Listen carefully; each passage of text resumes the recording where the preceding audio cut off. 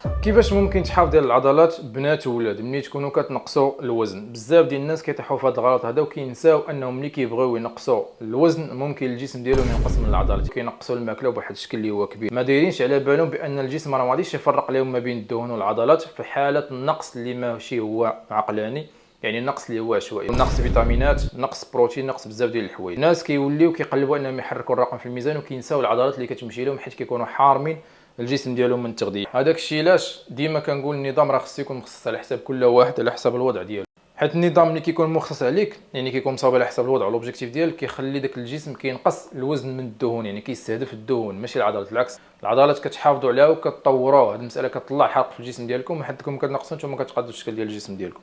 يعني الغلط شنو هو؟ الغلط هو انكم تمشيو مع نظام عشوائي تنقصوا الماكله اكثر من القياس، تركزوا على الكارديو. الحل شنو هو؟ الحل هو نظام تغذيه يكون على حسب الوضع ديالكم، فرق الوجبات، العناصر الغذائيه كافيين على حسب السيتوياسيون ديالك واحتياج ديالك. تمارين المقاومه حاجه اللي هي اساسيه ما عليهاش النقاش، راه هي كلشي اللي كتحافظ على الكتله العضليه وكتنميها كما قلنا.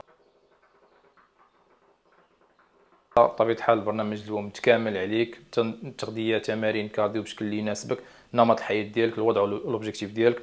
خلي ميساج بطبيعه الحال ولا اللينك ديال الواتساب راه كاين في البايو، باش دير فولو بطبيعه الحال. اللي عجبكم المحتوى خليه في كومونتير الراي ديالكم، هذا ما كان بارطاجيه بطبيعه الحال مع صحابك ضروري باش توصل المعلومه. صلوا على راسكم، بسلامه.